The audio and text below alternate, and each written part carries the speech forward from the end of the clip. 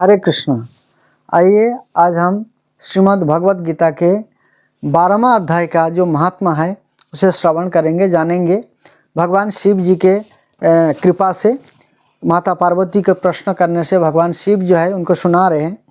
श्री महादेव जी कहते हैं, पार्वती, दक्षिण दिशा में कोल्हापुर नाम का एक नगर है जो सब प्रकार के सुखों का आधार है। सिद्ध महात्माओं का निवास स्थान तथा सिद्धि प्राप्ति का क्षेत्र है। वह पराशक्ति भगवती लक्ष्मी का प्रधान पीठ है। 3 शक्ति है, परा, अपरा और चित शक्ति। पराशक्ति, अपराशक्ति।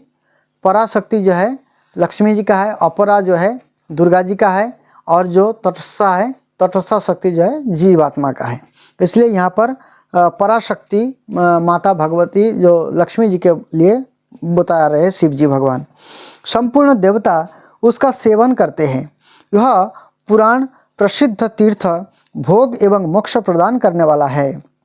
यहाँ करोड़ों तीर्थ और शिवलिंग है। रुद्र गया भी वही है। यह विशाल नगर लोगों में बहुत विख्यात है। एक दिन कोई युवक पुरुष उस नगर में आया। यह कहीं का राजकुमार था।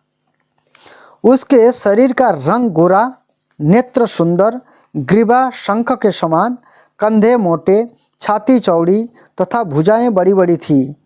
नगर में प्रवेश करके सप और लक्ष्मी की शोभा निहारता हुआ यह देवेश्वरी महालक्ष्मी के दर्शनार्थ उत्कंठित हो मणिकंठ तीर्थ में गया और वहाँ स्नान करके उसने पितरों का तर्पण किया। फिर महामाया महालक्ष्मी जी को प्रणाम करके भक्तिपूर्वक स्तवन करना आरंभ किया। स्तव करना, स्तुति करना आरंभ किया। राजकुमार बोला, जिसके हृदय में असीम दया भरी हुई है, जो समस्त कामनाओं को देती तथा अपने कटाक्ष मात्र से सारे जगत की सृष्टि, पालन और संहार करती है, उस जगन माता महालक्ष्मी की जय हो। जिस शक्ति के सहारे उसी के आदेश के अनुसार परमेष्ठी ब्रह्मा सृष्टि करते हैं, भगवान अच्युत जगत का पालन करते हैं तथा भगवान रुद्र अखिल विश्व का संहार करते हैं, उस सृष्टि पालन और संहारकारी शक्ति से संपन्न भगवती पराशक्ति का मैं भजन करता हूँ। कमले, जोगीजन तुम्हारे चरण कमलों का चिंतन करते हैं। कमलालये, तुम अपनी स्वाभाविक सत्ता से ही हमारे समस्त इंद्रियों गोचर विषयों को जानती हो। तुम ही कल्पनाओं के समूहों को तथा उसका संकल्प करने वाले मन को उत्पन्न करती हो। इच्छा शक्ति, ज्ञान शक्ति और क्रिया शक्ति, ये सब तुम्हारे ही रूप है। वो जो लक्ष्मी जी का भक्त था, तो उन्होंने इस प्रकार से लक्ष्मी जी का स्तुति कर रहे हैं। मैं परासंबित परम ज्ञान रूपिणी हो। तुम्हारा स्वरूप निष्कल, निर्मल, नित्य, निराकार, निरंजन। निराकार का अर्थ होता है जिनका कोई भौतिक रूप नहीं है, उनको निराकार भी कहते हैं। निराकार, जो जिनके आकार में मनुष्य भी है, इस प्रकार से कहा जाता है। निरंजन, अंतरहित, जिनका कोई अंत नहीं है। अति शंकशून्य, आलंबहीन तथा निरामय है। देवी, तुम्हारी महिमा का वर्णन करने में कौन समर्थ हो सकता है, जो षड चक्रों का भेदन करके अंतकरण के बाहर स्थान में विहार करती है।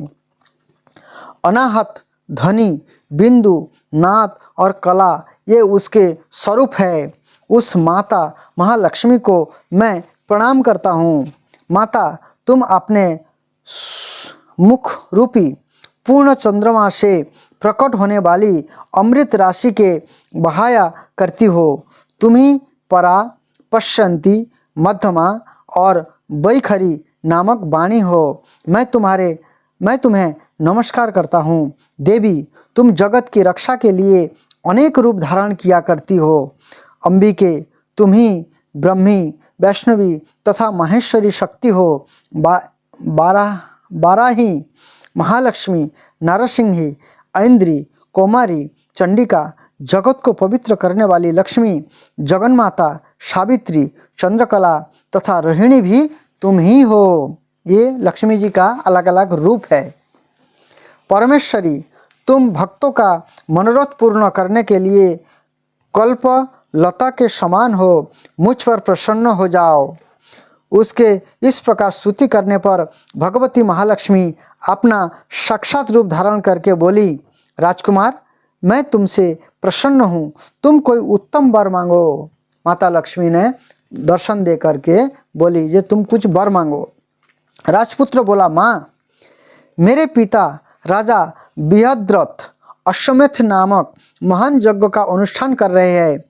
मैं देव जोग से रोगग्रस्त होकर स्वर्गगामी हो गए।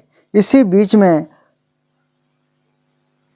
में बंधे हुए मेरे यज्ञ संबंधी घोड़े को, जो समूची पृथ्वी की परिक्रमा करके लौटा था, किसी ने रात्रि में बंधन काटकर कहीं अन्यत्र पहुंचा दिया।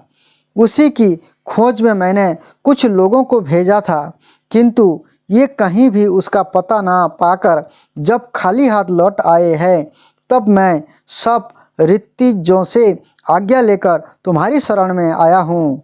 देवी, यदि तुम मुझ पर प्रसन्न हो तो मेरे यज्ञ का घोड़ा मुझे मिल जाए, जिससे यज्ञ पूर्ण हो सके, तभी मैं अपने पिता महाराज का ऋण उतार सकूँगा।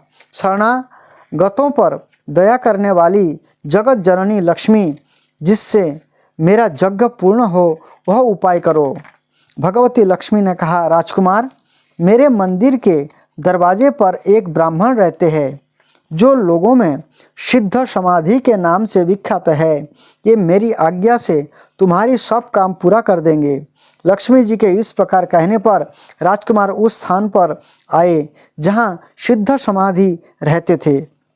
उनके चरणों में प्रणाम करके राजकुमार चुपचाप हाथ जोड़कर खड़े हो गए। तब ब्राह्मण ने कहा, तुम्हें माताजी ने यहाँ भेजा है। अच्छा, देखो, अब मैं तुम्हारा सारा अभीष्ट कार्य सिद्ध करता हूँ। ये उस ब्राह्मण ने बोला। ये कहकर मंत्रवेत्ता ब्राह्मण ने सब देवताओं को वहीं खींचा। राजकुमार ने देखा, उस समय सब देवता हाथ जोड़कर थर थर कांपते हुए वहाँ उपस्थित हो गए। तब उन श्रेष्ठ ब्राह्मण ने समस्त देवताओं से कहा, देवगण, इस राजकुमार का अश्व, जो यज्ञ के लिए निश्चित हो चुका था, रात में देवराज इंद्र ने चुरा कर अन्यत्र पहुंचा दिया है, उसे शीघ्र ले आओ। तब देवता ने मुनि के कहने पर यज्ञ का घोड़ा लाकर दे दिया। इसके बाद उन्होंने इन्हें जाने की आज्ञा दी।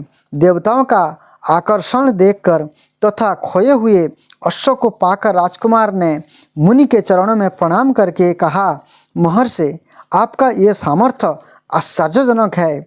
आप ही ऐसा कार्य कर सकते हैं, दूसरा कोई नहीं। ब्राह्मण, मेरी प्रार्थना सुनिए। मेरे पिता राजा बृहद्रथ अश्वमेध यज्ञ का अनुष्ठान आरंभ सुखाकर मैंने रखा छोड़ा है। साधु श्रेष्ठ, आप इन्हें पुनः जीवित कर दीजिए।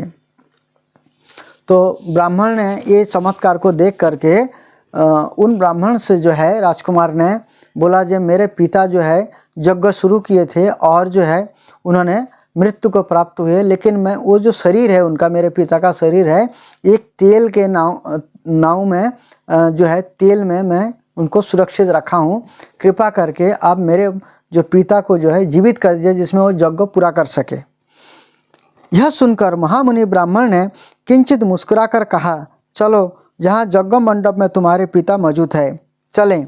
तब सिद्धि समाधि ने राजकुमार के साथ यहाँ जाकर जल अभिमंत्रित किया और उसे उस शोक सप के मस्तक पर रखा। उसके रखते ही राजा सचेत होकर उठ बैठे। फिर उन्होंने ब्राह्मण को देखकर पूछा, धर्मस्वरूप, आप कौन है? तब राजकुमार ने महाराज से पहले का सारा हाल कह सुनाया। राजा ने अपने को पुनः जीवन दान देने वाले ब्राह्मण को नमस्कार करके पूछा, ब्राह्मण, किस पुण्य से आपको वह अलौकिक शक्ति प्राप्त हुई है। उनके यह कहने पर ब्राह्मण ने मधुर वाणी में कहा, राजन, मैं प्रतिदिन आलस्य रहित होकर गीता के 11वें अध्याय का जप करता हूँ। उसी से मुझे यह शक्ति मिली है जिससे तुम्हें जीवन प्राप्त हुआ है। अब देखिए, भगवत गीता में इतना शक्ति है, जीवन दान तक दे सकते हैं। यह सुनकर ब्राह्मण सहित राजा ने उन महर्षि से गीता के 11वें अध्याय का अध्ययन किया। उसी के महात्मा से उन सब की सद्गति हो गई। दूसरे दूसरे जीव भी उसके पाठ से परम मोक्ष को प्राप्त हो चुके हैं। इस प्रकार से भगवत गीता के जो 12वें अध्याय है वो मृत्यु को भी जिला सकते हैं, मृत व्यक्ति को भी जिला सकते हैं। इतना शक्ति है भगवत गीता के 12वें अध्याय के पाठ का। इसलिए हमें श्रद्धापूर्वक जो है भगवत गीता का पाठ करना चाहिए। ऐसे भगवत गीता के जो अलग अलग अध्याय में अलग अलग महत्व है, तो ये भक्ति योग का महत्व है। भक्ति योग है 12वां अध्याय जो है, 6वां अध्याय से 12वां अध्याय तक एक भक्ति योग का विषय है। इसमें भगवान भक्ति को संचित कर रखा है इसके बीच में। ऐसे आप पढ़ेंगे तो भक्ति के बारे में भी आप जान पाएंगे। तो इसलिए 12वां अध्याय को जो है श्रद्धापूर्वक और आलस्य रहित होकर के हमें पढ़ना पड़ेगा, करना पड़ेगा। क्योंकि आलस्य व्यक्ति जो है कोई कभी कुछ नहीं कर सकते हैं। जो सोया वो खोया। इसलिए आलस्य रहित होकर के श्रद्धापूर्वक आदर के साथ 12वां अध्याय का पाठ करने पर हम मृत्यु को भी जीत सकते हैं। हरे कृष्ण।